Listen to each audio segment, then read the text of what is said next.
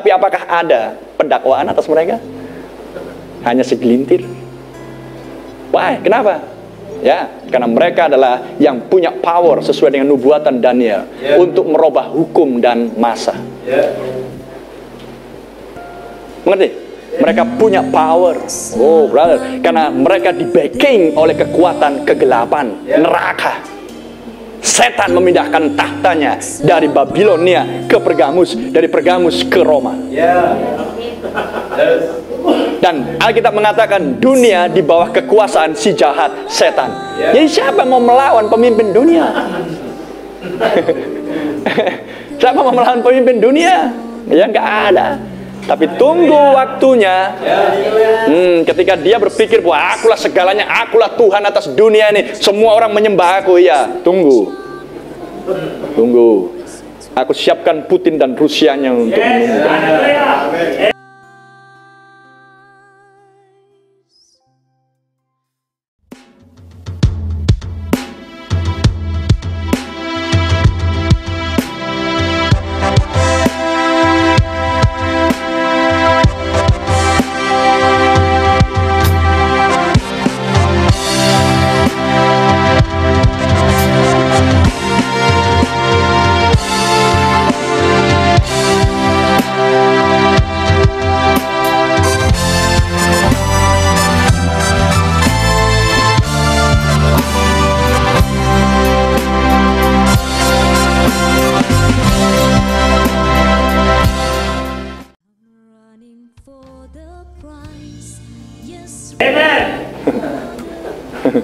Senang-senanglah dulu, mileniumlah kalian dulu di sini, karena mereka sudah mengklaim bahwa mereka hidup di dalam milenium saat ini tanpa Kristus. Sedangkan Wahyu 20 menjanjikan milenium adalah Kristus bertahta, memerintah bersama mempelai wanitanya. Haleluya, glory. Jadi mereka mau mendahului. Tuhan sudah menetapkan waktunya, tepat pada waktunya. Amen. Maka sekarang waktunya adalah gereja yang menghidupi nama yang mati, yang dimulai dari Sardis, keluar dari kepausan Romawi, tapi memiliki nama yang mereka hidupi yang mati. Mereka punya anak-anaknya, putri-putrinya, Katolik Roma, Luther, Metodis, Presbyterian, Baptis, Pentakosta, Karismatik, dan seterusnya. Putri-putrinya sesuai dengan Wahyu 17.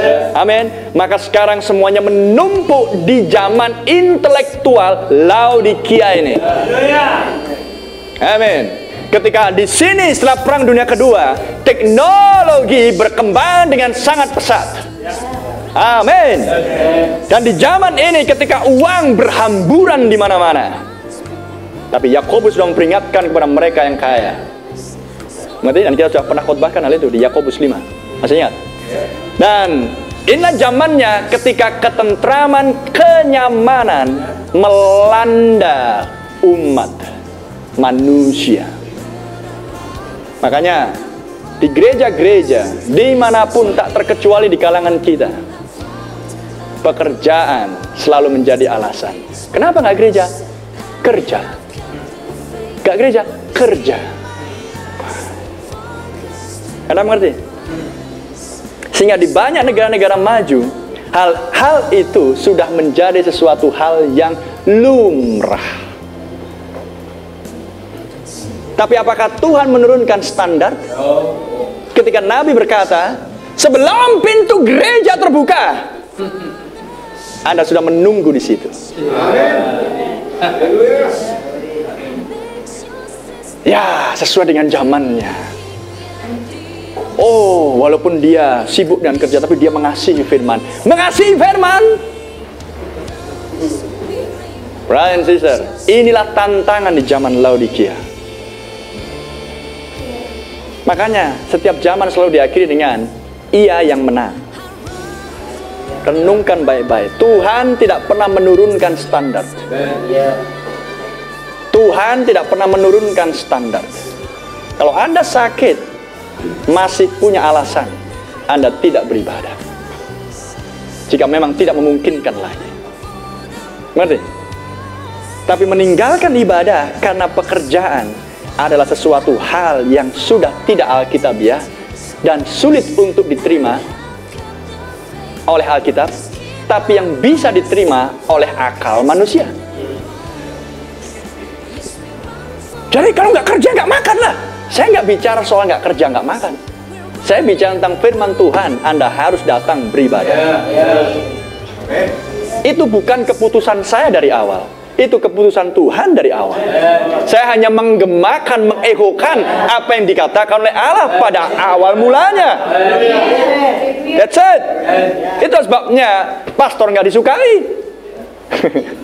Karena nggak ada toleransinya. Karena jika pastor bisa toleransi, maka Anda tidak berkenan bagi sang anak domba. Jadi lebih bagus melukai perasaan Anda daripada melukai perasaan Tuhan dengan mengkhotbahkan hal-hal yang tidak mengenakkan dan yang pada faktanya itu fakta keseharian, nggak bisa dibantah. Saya tahu itu tidak bisa dibantah, tapi saya tahu juga bahwa firman Tuhan tidak bisa dibantah. Jadi mau pilih yang mana sekarang? Inilah tantangan yang harus Anda hadapi secara realita hidup di Laodikia. Tantangan zaman inilah tantangan kenyamanan hidup. Uang melimpah di mana-mana, tawaran hidup nyaman terbentang di depan mata Anda. Tapi Musa menolak kenyamanan Mesir, memilih untuk tinggal bersama dengan umat Allah yang menderita dan menjadi pembebas. Haleluya.